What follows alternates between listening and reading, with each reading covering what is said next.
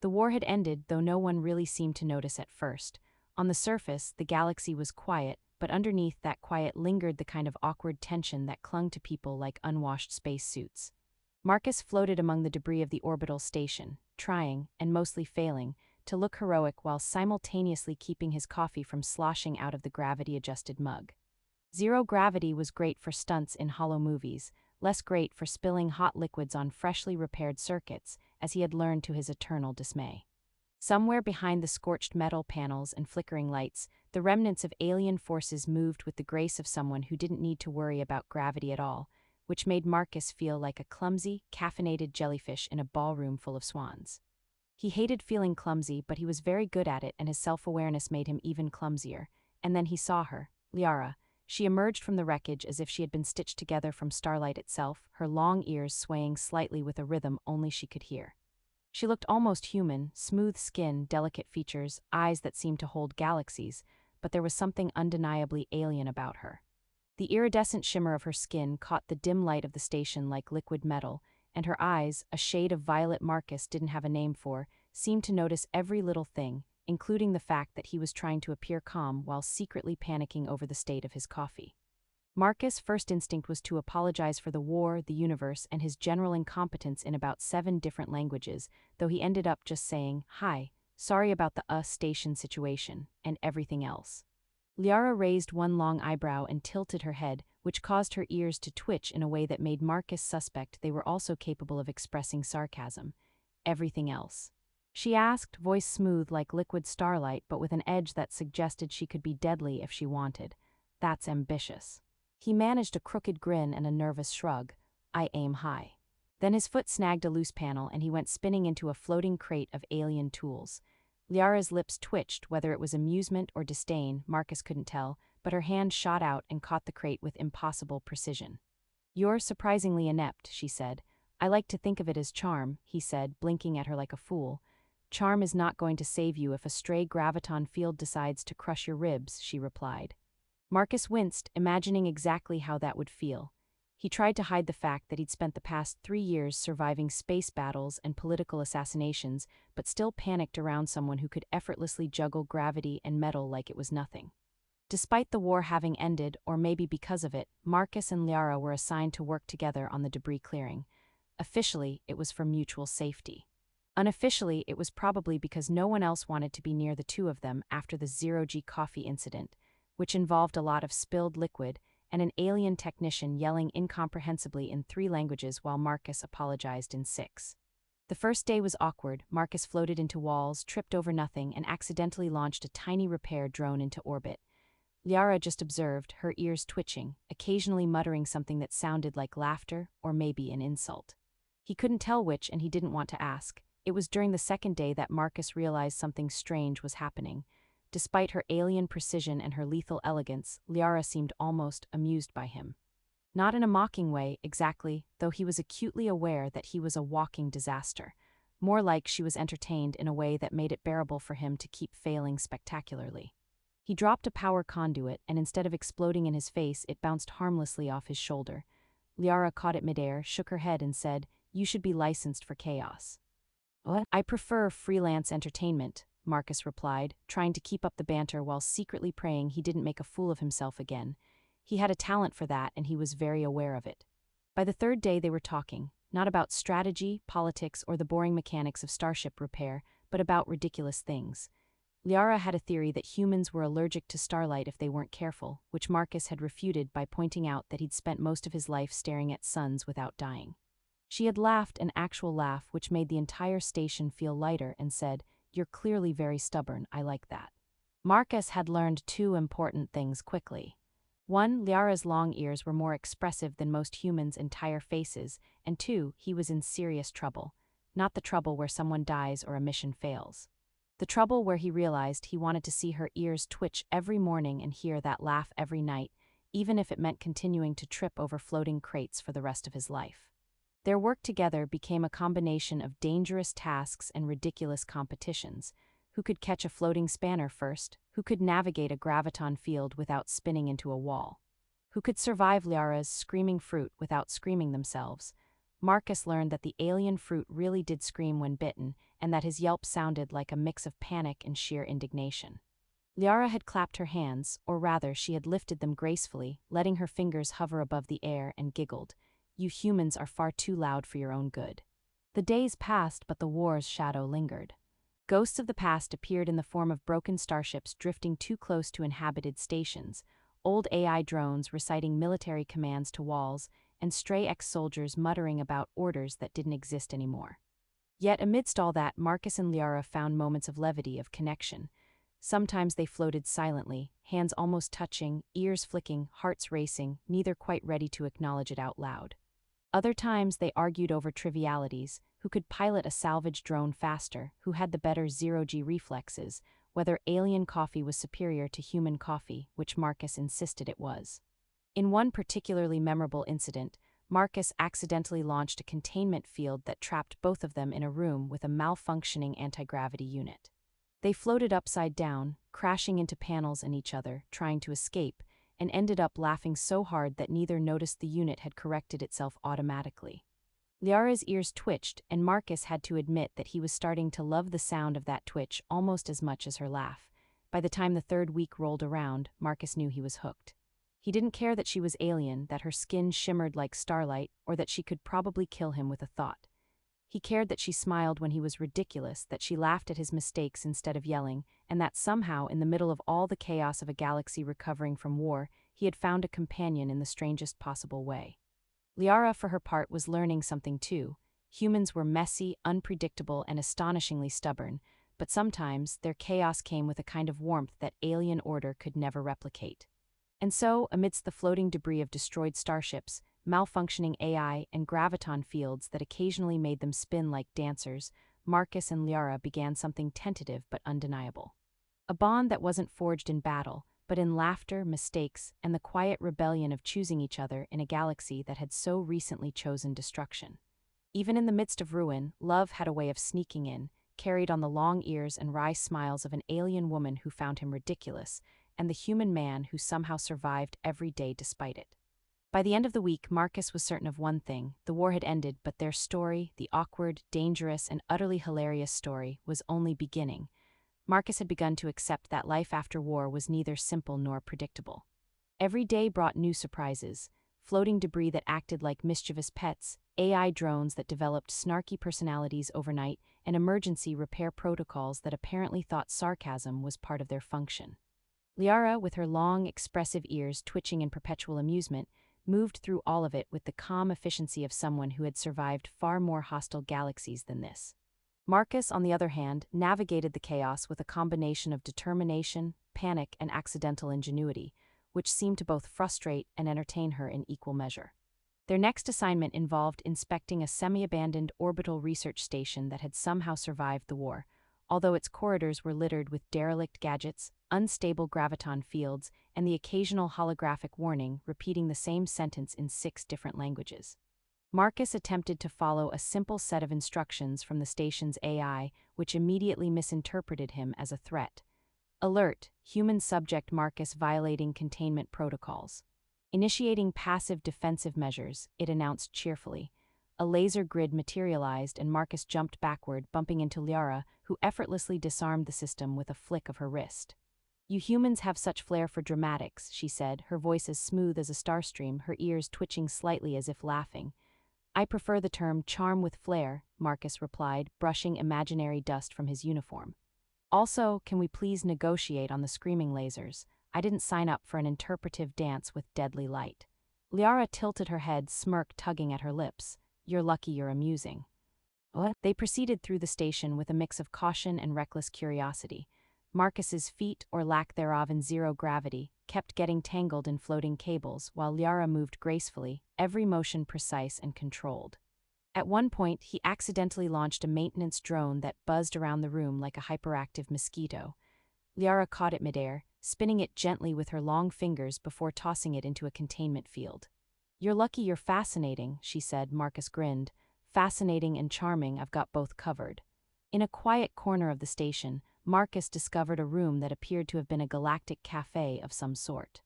Tables floated in zero gravity, each with a faint residue of alien coffee, or whatever this species called it, and chairs that moved as if possessed. Marcus attempted to sit, only to bump into a table that gently nudged him away. Liara laughed, the sound soft and musical, filling the space like a wind chime. "You humans and your obsession with comfort," she said. "Comfort is highly overrated when you have zero-gravity chairs with a mind of their own," Marcus said, floating backward to avoid a rogue cup that had developed its own trajectory. "I call this method improvisational seating." Liara raised an eyebrow, impressive terminology, ineffective execution. By the time they reached the main lab, they were already a mismatched but functioning team. The lab was a maze of alien equipment, some humming softly, some glowing in colors Marcus had no names for. He poked at a console and immediately triggered a holographic display of a galaxy, complete with rotating planets and orbiting satellites. "Oh, good," Marcus muttered, "a map of doom." Liara laughed again, a sound that made Marcus momentarily forget the dangers surrounding them. "You're quite literal for someone who's survived multiple wars," she said. "I prefer to think of it as strategically cautious," he said, though he knew she wasn't buying it. Their mission in the lab involved recalibrating a graviton stabilizer that had been flickering dangerously for decades. Marcus read the instructions, which were presented in a combination of alien symbols, mathematical equations, and interpretive dance diagrams, and promptly passed out from information overload. Liara caught him, of course, steadying him with her long, elegant arms and laughing at his melodramatic collapse. "You might survive a war, but you clearly can't survive reading directions," she teased. "I prefer hands-on experience," Marcus replied, lying on his back while she adjusted the stabilizer with a finesse that made him feel like a drunken clown trying to juggle stars. By the evening, the graviton stabilizer was humming steadily, and Marcus had only accidentally ejected 3 minor pieces of equipment into orbit. Liara, noticing his pride despite the chaos, tilted her head and said, "You're reckless, chaotic, but oddly endearing." "Humans are strange creatures." Marcus grinned, and yet somehow still lovable. She raised an eyebrow, her ears twitching in amusement, as if silently questioning whether he truly meant it or if he was simply charming her further into exasperation. "We'll see," she said, her tone playful yet mysterious. As they floated in the central hub of the station, Marcus looked at her and realized how much he had come to rely on her presence. Liara was more than a guide through the chaos. She had become a source of levity, comfort, and intrigue. Even when the universe seemed determined to throw disasters at him, rogue drones, misfiring gravity fields, and the occasional malfunctioning AI, her calm, amused guidance made it bearable. One night, while recalibrating a series of communications satellites that had been knocked offline during the war, Marcus accidentally activated a signal beacon that broadcasted his entire conversation with Liara across several nearby systems. Alien species began responding, some confused, some outraged, and some simply curious about the strange human-alien partnership. Marcus panicked, of course, while Liara simply laughed, her ears flicking in delight at his flailing. "You do realize this is going to make us infamous, right?" he asked, desperately trying to cut the broadcast. "Infamous is merely a matter of perspective," Liara said, casually redirecting the signal with a flick of her hand. "Besides, it's amusing, and we could use a little reputation beyond mere survival." Marcus shook his head, smiling despite himself. "I suppose if chaos is our brand, we're already very famous." Over the following weeks, their partnership solidified into a rhythm, Marcus providing chaotic energy, Liara providing calm precision, and both of them finding humor in the universe's relentless attempts to trip them up. They argued over trivialities, whether alien coffee could ever beat human coffee, whether zero-gravity yoga was beneficial or just another method of injury, who could survive the screaming fruit longest. But each argument ended in laughter, floating together in the low-gravity corridors, their hands brushing accidentally more often than not. It became clear to both of them that life after war wasn't about battles, it was about connection. They learned to find beauty in the absurd, joy in the unexpected, and trust in the face of constant minor disasters. Marcus had never imagined he would find himself relying on someone from another species, someone so alien yet so profoundly familiar, to navigate the aftermath of war. But there she was, ears twitching, eyes sparkling, and laughter filling the silence between stars. By the time they finally completed the station's repairs, Marcus realized he had learned something profound. Humor could survive even in zero gravity, chaos could be a kind of art, and love, strange, improbable, interstellar love, could flourish in the oddest, most dangerous corners of the galaxy. Liara floated beside him, adjusting the last calibration, and Marcus felt that rare, dizzying certainty that life would never be ordinary again. And in that moment, amidst humming satellites, flickering lights, and the occasional floating cup of coffee, Marcus and Liara understood something vital. The war was over, but their partnership, messy, chaotic, and utterly hilarious, was only just beginning. Marcus had learned over the months that surviving war was easy compared to surviving life afterward. The galaxy was slowly healing, though it did so in fits and starts, leaving debris fields, rogue AI, and questionable bureaucracy in its wake. Liara floated beside him on the bridge of their small, patched-together starship, her long ears flicking in amusement as she watched Marcus wrestle with a particularly stubborn navigation console. He had promised himself he wouldn't swear at alien technology in front of her, but the console clearly hadn't received the memo. "Are you seriously negotiating with the star map like it's sentient?" she asked, a smirk tugging at the corners of her mouth. "I am negotiating," Marcus said firmly, jabbing at the glowing holograms with a stylus. "It refuses to acknowledge my authority. Clearly, it hasn't learned to respect human genius." Liara tilted her head and Marcus swore her ears twitched in exacting judgment. "You're lucky your genius is amusing," she said. "Otherwise, I'd have relegated you to orbiting cargo for entertainment purposes." Marcus grinned. "Amusing is my middle name. Well, technically it's Henry, but I accept the compliment." What? They were traveling between the remnants of human colonies and alien settlements, ensuring that supply lines were functional, neglected research stations were operational, and the occasional rogue space creature was persuaded to move along before anyone got eaten. Marcus had grown more competent in zero-gravity travel and alien mechanics, though he still had a habit of tripping over floating panels, and Liara found it impossible not to laugh every time. "Honestly," she said one evening while they were repairing a graviton stabilizer together, "I never imagined I'd find a human both completely reckless and strangely dependable. You're a puzzle." What? Marcus pretended to scowl, though he was secretly pleased. "I like to keep people guessing, keeps life interesting." And interesting it was. Their days were punctuated by near disasters. Malfunctioning satellites that sent random distress signals, stray asteroids that insisted on orbiting the wrong planets, and rogue drones that had developed a fondness for chasing Marcus in circles. Yet somehow, through it all, their relationship had solidified. Liara taught him patience and precision, Marcus reminded her that imperfection could be fun, and together, they discovered humor in the most dangerous situations. One particular incident illustrated the depth of their bond. While navigating a derelict space station, Marcus had accidentally triggered a containment field that trapped them both in a corridor filled with anti-gravity bubbles. He bounced into walls, crates, and panels, and Liara floated effortlessly beside him, correcting his trajectory with minimal effort. When he finally splatted into a wall for the third time, she couldn't stop laughing, her ears flicking like twin pendulums. "You're ridiculous," she said between giggles. "I prefer entertaining," he replied, brushing imaginary dust from his uniform. It wasn't just laughter that had grown between them, though. It was trust, the kind that developed when you relied on someone to save you from floating death traps and survived multiple coffee-fueled mishaps together. Marcus had become calmer, more careful, yet still delightfully unpredictable, while Liara had embraced chaos with a sense of humor that made even the most absurd moments feel like victories. They complemented each other perfectly, a human and an alien navigating a post-war galaxy that was vast, dangerous, and occasionally hilarious. Eventually, their mission led them to a recently liberated planet, one that had seen decades of conflict and neglect. The locals, humans, aliens, and hybrids, were wary of outsiders, and bureaucracy ran in circles so dizzying that Marcus considered asking a graviton wave to knock him out temporarily. Liara, however, guided him through negotiations with ease, demonstrating her uncanny ability to read alien behavior, anticipate danger, and keep Marcus from insulting half the council. "Why does diplomacy feel like a zero-gravity obstacle course?" Marcus muttered, sidestepping an overly curious delegation of insectoid aliens. Liara's ears twitched in amusement. "Because you make it so entertaining." What? By the time they had stabilized the planet's orbital defense grids and reconnected its communication systems, Marcus realized that he had grown in ways he never expected.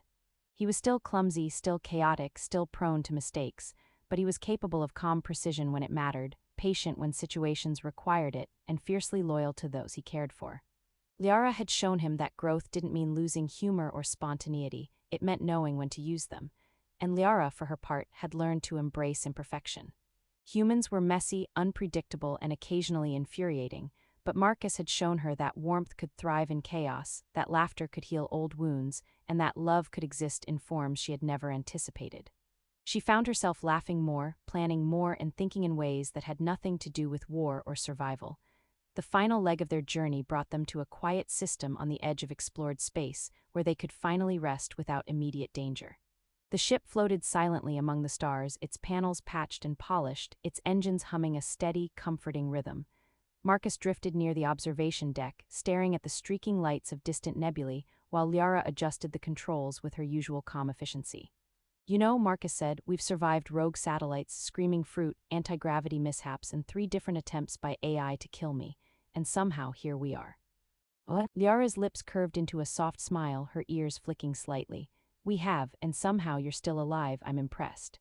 "I aim to entertain," he said, floating closer to her, feeling the rare thrill of a universe that seemed vast, dangerous, and yet strangely intimate when shared with someone who mattered.